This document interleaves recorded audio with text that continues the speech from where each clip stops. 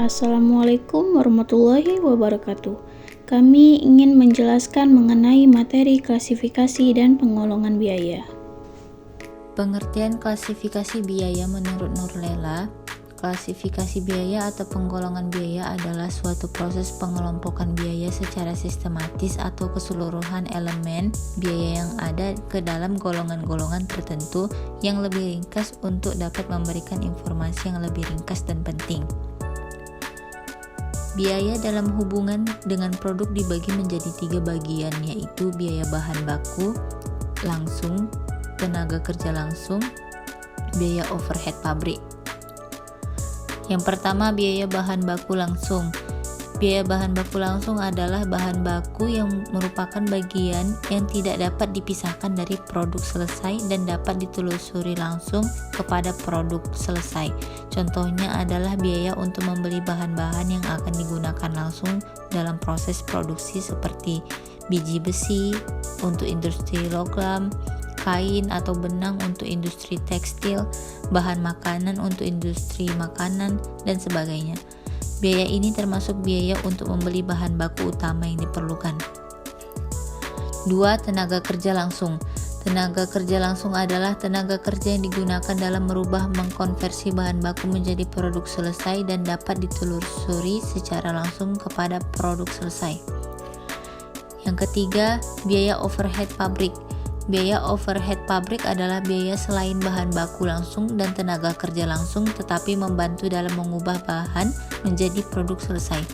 Biaya yang dikeluarkan untuk mendukung proses produksi seperti biaya listrik, air, telepon, sewa gedung, pabrik, perawatan mesin, supervisi, pengelolaan, administrasi pabrik, dan biaya-biaya lain yang tidak langsung terkait dengan produksi barang atau jasa.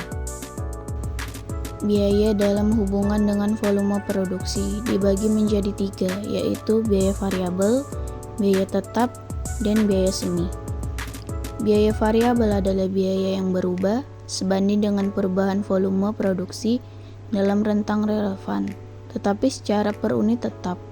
Contohnya biaya bahan baku, tenaga kerja langsung, listrik dan air langsung terkait dengan volume produksi. Kemudian biaya tetap. Biaya tetap adalah biaya yang secara totalitas bersifat tetap dalam rentang relevan tertentu, tetapi secara per unit berubah. Contohnya biaya sewa pabrik, asuransi, pajak tanah, dan bangunan, depresiasi aset tetap, gaji manajer puncak, dan biaya administrasi lainnya. Biaya semi. Biaya semi adalah biaya yang di dalamnya mengandung unsur tetap dan mengandung unsur variabel. Contohnya biaya penyusutan, mesin, dan sebagainya. Biaya dalam hubungan dengan departemen produksi, yaitu biaya langsung departemen dan biaya tidak langsung departemen. Biaya langsung departemen adalah biaya yang dapat ditelusuri secara langsung ke departemen bersangkutan.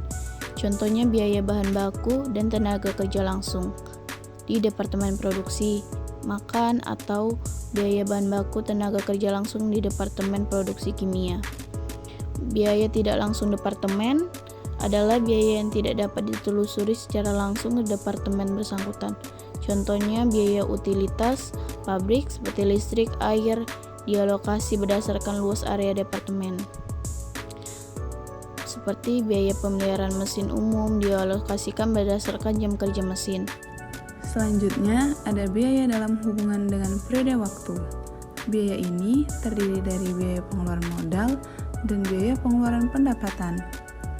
Biaya pengeluaran modal adalah biaya pengeluaran yang akan dapat memberikan manfaat pada beberapa periode akuntansi yang akan datang. Contohnya seperti pembelian tanah, pembangunan pabrik, pembelian mesin produksi, pembelian peralatan kantor, dan lain sebagainya. Sedangkan biaya pengeluaran pendapatan adalah biaya yang memberikan manfaat untuk periode sekarang dan dilaporkan sebagai beban, seperti upah karyawan, listrik, air, dan telepon kantor, sewa bangunan kantor, pemeliharaan mesin kantor, dan sebagainya. Nah, yang terakhir ada klasifikasi biaya dalam hubungan dengan pengambilan keputusan. Biaya ini dapat dikelompokkan menjadi 2, yaitu biaya relevan dan biaya tidak relevan. Biaya relevan adalah biaya masa yang akan datang yang diperkirakan akan berbeda atau terpengaruh oleh suatu pengambilan keputusan pemilihan di antara berbagai macam alternatif, seperti biaya diferensial, biaya kesempatan, biaya tersamar, biaya nyata, dan biaya yang dapat dilacak. Kemudian, biaya tidak relevan. Biaya tidak relevan adalah biaya yang dikeluarkan tetapi tidak mempengaruhi keputusan apapun, seperti biaya masa lalu dan biaya masa sekarang. Nah, dari penjelasan materi tadi dapat disimpulkan bahwa klasifikasi biaya sangat penting untuk dilakukan agar biaya-biaya perusahaan dapat diperiksa, dianalisis, dan dilaporkan secara lebih terstruktur dan sistematis. Dengan klasifikasi biaya, manajemen dapat mengetahui biaya-biaya apa saja yang dikeluarkan perusahaan.